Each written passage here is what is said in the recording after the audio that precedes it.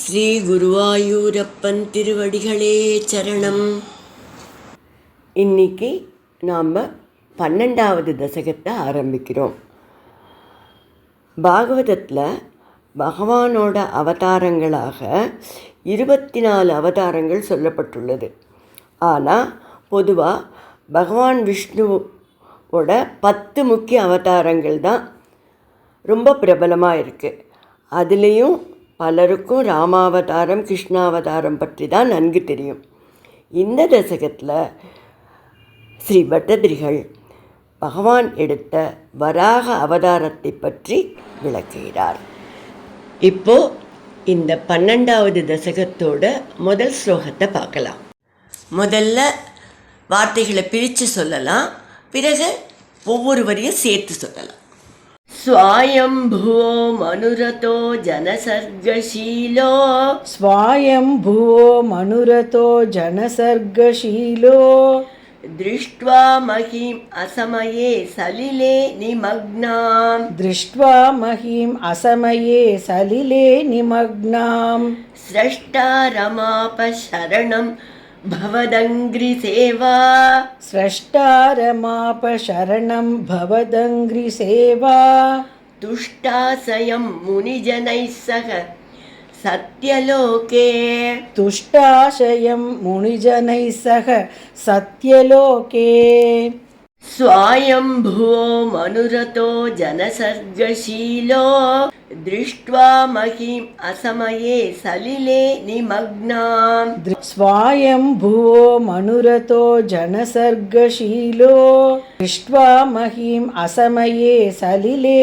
நிமக்னாம் ஸ்ரஷ்டா ரமாப சரணம் பவதங்கிரி சேவா துஷ்டாசயம் முனிஜனை சக சத்யலோகே ஸ்ரஷ்டாரமாப சரணம் பவதங்கிரி சேவா துஷ்டாசயம் முனிஜனை சக சத்யலோகே.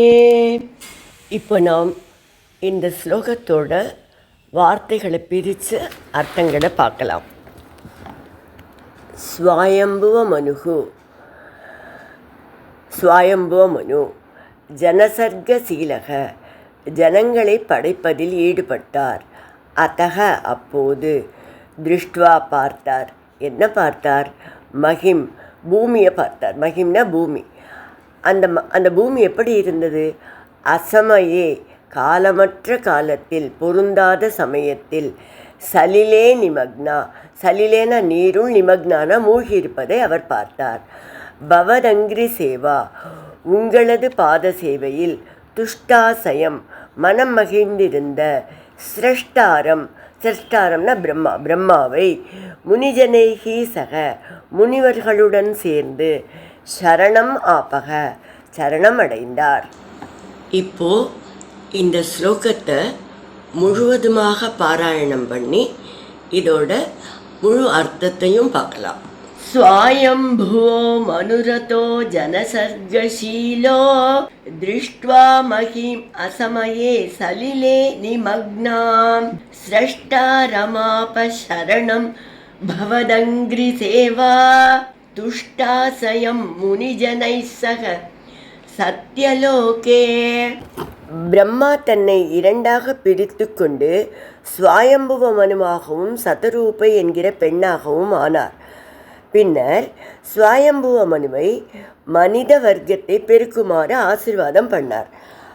அதன்படி ஸ்வயம்புவ மனு சிருஷ்டியை தொடங்கின போது, செய்ய முற்பட்ட போது, ஜனங்களை படைத்து வைப்பதற்குரிய ஸ்தானமாகிய பூமி நீருக்குள் மூழ்கியிருப்பதைக் கண்டு அதிர்ச்சி அடைந்தார். பிரளய காலத்தில் தான் எங்கும் பிரளய ஜலம் சூழ்ந்திருக்கும், பூமி நீருக்குள்ளே இருக்கும். இப்போது சிருஷ்டிக்குரிய காலம், பிரம்மதேவனே சிருஷ்டியை செய்யுமாறு ஆசீர்வதித்திருக்கிறார். அந்த சமயத்தில், காலமற்ற காலத்தில் பூமி நீரில் மூழ்கியிருந்தது. இதனால் அதிர்ச்சியும் கவலையும் கொண்ட ஸ்வயம்புவ மனு சத்தியலோகத்தில் உங்களுடைய சேவையில் ஆனந்தமாக இருந்த பிரம்மதேவரை முனிவர்களுடன் சேர்ந்து சரணடைந்தார். இந்த இடத்துல 2 அர்த்தம் எடுத்துக்கலாம். ஸ்வயம்புவ மனு முனிவர்களோடு சத்தியலோகத்துக்கு சென்றார் என்று ஒரு அர்த்தம். சத்தியலோகத்தில் பகவானோட பாத சேவையில் முனிவர்களோடு ஈடுபட்டிருந்த பிரம்மா ஈடுபட்டிருந்தார். அவரை ஸ்வயம்புவ மனு சென்று சரணடைந்தார் என்று 2 விதமாக சொல்லலாம். 2மே சரியான அர்த்தம்தான்.